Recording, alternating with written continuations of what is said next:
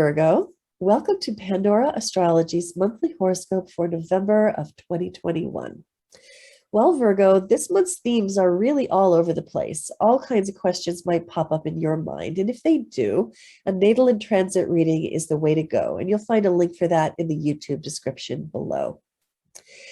Well, there is the final pass of something that's been going on all year. And that is Saturn sextile Chiron. This is the last chance to really take advantage of it. It's the sort of transit that's been so subtle, just sort of subtly helping us in the background that you've probably not even noticed it. But I want to show it to you now so you can just squeeze the last juice possible out of this. Saturn for you is traveling along through your sixth house, and Saturn demands discipline wherever it goes. The sixth house is the arena of work, health, and service.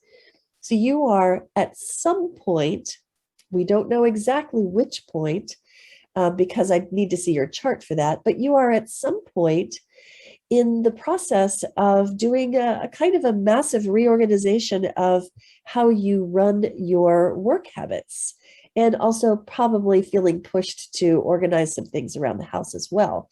So that's Saturn pressing you to do that. And it goes on for about 2.5 years, usually on average. Then meanwhile, Chiron has been traveling along through your eighth house, and Chiron is the wounded healer. The eighth house is the house of your psychological depths. It also has to do with the things that you share emotionally or physically, meaning sexually, or financially. And so this is the house of debt. And Chiron there is mending things, is healing things, particularly healing breaches. These two planets have been helping each other all year. And so the more that you discipline yourself and create better order at work per Saturn, the better your process of healing and mending things in the arena of debt, meaning things owed to you or things that you owe to others, and also vice versa. The more you mend in the area of debt, the better your reorganization will go, and the better you'll be able to gain prominence at work. So just wanted to let you know about that before it finishes, which happens later this month. Now, Julia has some good stuff for you about Mercury, which is, of course, your ruling planet. So it's always good to hear about Mercury, and Mars and Venus, too. Take it away, Julia. All right, Jamie. Well, hey, Virgo. Yeah, that planet Mercury, it's the planet of communication. And wherever it is this month is wherever we spend most of our mental energy. So Mercury is totally done with its retrograde cycle. That happened last month. So all the confusions and technical snafus are totally over now, which is awesome. And Mercury begins the month and spends the first 5 days of the month in your second house. This is the house of income. This is also the house of all of your possessions. Things like your car, your furniture, your jewelry. So when Mercury comes into this house, it can be a time of financial negotiations in our life, especially if you have to communicate with people, maybe your boss, maybe you're thinking of expanding your business, or, earning more money in general. And Mercury in the second house can be a good transit for any bookkeeping you might have to do as well. Then on November 5th, Mercury moves into your third house where it's going to stay for the rest of the month. And when Mercury comes into the third represents our siblings. It represents our neighbors. It also can represent short journeys. And Mercury is also a travel planet. So for the rest of the month, you might take lots of little trips, maybe around town, maybe going to a local park or a beach, but, can sort of pick up the pace of your everyday life. And if you have any brothers and sisters, then you two might find that you're communicating together a lot more this month. Then Mars, the planet of action and war, is also in your third house. So while the tempo might be picking up and you might be communicating with your siblings more, with Mars also in this house all month, Mars is a little bit feisty. So wherever it can be is where we can face some frustrations and conflicts. So you might find that you're running into more conflicts with your brothers and sisters and even neighbors too, because they're represented by the third house. Maybe there's annoying construction noise going on in your neighborhood or something else that's really irksome. Now, the good news, and we'll get to Venus because she's everyone's favorite planet. Wherever we have her is where we find pleasure, and she can represent relationships too. So she starts the month in your fourth house of family and home, where she's going to spend the first 5 days. And when Venus comes into this house, it's a wonderful time for getting along well with the people you live with, even family members, especially parents, which are represented by this house. So even if your siblings are annoying you this month, maybe your parents and you are getting along, which is nice. And with Venus in the fourth house, it can be a wonderful time to beautify our home in some way, because that's what Venus also represents too. Then on November 5th, Venus moves into your fifth house, where she's going to spend the rest of the month. And this is an awesome transit, Virgo, because Venus loves being in the fifth house. The fifth house is the fun house of the zodiac. It represents games, it represents dating, it represents, clubs and going out at night. So, you might be feeling like just kind of painting the town red, going out, playing your usual games and activities. Or if you're a creative person, then this can be a very big boost to your creative drive during this transit. It's wonderful for all the single Virgos out there to get out and meet someone new during this time, because the fifth house represents dating. And if you're in a relationship, then this can be a really fun time with your partner. Yep. Well, there are 2 moons to talk about this month. The first one is a garden variety new moon in Scorpio, which falls in your 3rd house. And that's really the house that's seeing most of the activity this month. And it's a house that involves errands and running lots of little projects, having your mind on a lot of things. So that may be a theme during this particular moon. Now, we're calling this moon stabilized paranoia through disruption. And the reason for that is that the moon in Scorpio does have a tendency towards paranoid thoughts and feelings. It's intuitive, but maybe in some ways a little bit too intuitive.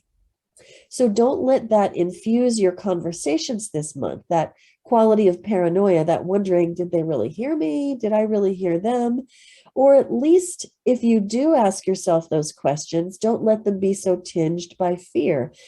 Instead, just get in there and fix it. If you feel like there's been a miscommunication that was overly laden with emotion, just go ahead and fix it. This moon opposes Uranus, which is in Taurus.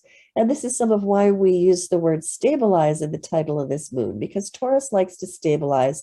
And there's nothing like the fixed earth sign of Taurus to soothe the ruffled feathers of Scorpio. Now, Uranus likes to do what it does by breaking the old and inventing the new. And so this is the disruption part of it. So you might find there's somebody in your life who can give you an opposite point of view, maybe even point you to the big picture. It is in the house of a philosophy and worldview. And that person might disrupt your fear and paranoia. So that could actually be quite useful. Now, the other moon happening this month, though, is even more interesting and certainly complex as well. And this is a full moon in Taurus, right here in your 9th house of worldview and the bigger perspectives in life. And opposite the sun right here in that 3rd house of communication that we've been talking about. Now, this moon has a lot going on with it. What I can tell you is that it plays off of, because it's an eclipse, that means it connects with the nodes. The nodes are right here in Sagittarius and Gemini. These nodes have been traveling along for about 18 months. They're almost done with these signs, and they have been bringing us a very important imperative during this last year and a half to let go of our old, outdated beliefs and to instead engage in rational discussions and logical trains of thought to question those beliefs. So this particular moon could very easily bring up some large philosophical arguments, and I say that because Jupiter is involved, large philosophical arguments in which you find yourself head-to-head and toe-to-toe with another person, and one of you, or perhaps both of you, have really entrenched beliefs. So we're calling this moon, it doesn't matter if you're right, because chances of persuading the other person to your point of view to step out of their square and into yours are very slim. Probably chances of the reverse, equally slim. So I'd say, put those rational arguments out there, do what you can to lob your communication over into the other person's court, and then let go, you know, just let it fly over there, and maybe it'll have an impact and maybe it won't, but don't be too attached. You'll find more about both of these moons on our November 2021 news playlist on our YouTube channel, Pandora Astrology, also on our monthly forecast page on our website, pandoraastrology.com. Now, the last thing I want to tell you about is the season change happening on November 21st. Pardon me, I have allergies in the fall, and they are the worst thing ever. Aww. And the seasonal change is from Scorpio into Sagittarius. And I talked about Scorpio season last month. So this month, I'm going to talk about what it's like when the season changes to Sagittarius. So this is the time of year when the harvests are all done, and we can relax. We can begin to celebrate. I also think of it as the light at the end of the tunnel, because Scorpio is sometimes like a dark tunnel. You know, it's a little bit heavy as we move through the sign of Scorpio, Halloween, obviously, facing the darkness. But now it's like we come out into the light. It's a season of hope. It's a season of warming ourselves by the tribal fire. So do some celebrating. And also bring the sunlight of attention to the area that the sun is moving into for you, which is the fourth house. So bring it to your own hearth.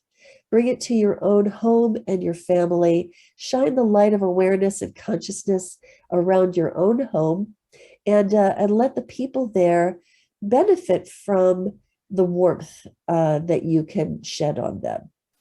Really notice the people that you live with in your home, and yeah, bring some enjoyment and some fun.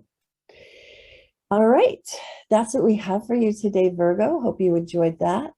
As I said before, you can find more great stuff like this on our YouTube channel, Pandora Astrology, or pandoraastrology.com. And you can also visit our website to engage us for astrology services like getting a reading or taking a class. And until next time, we'll see you around the cosmos. Bye-bye. Bye.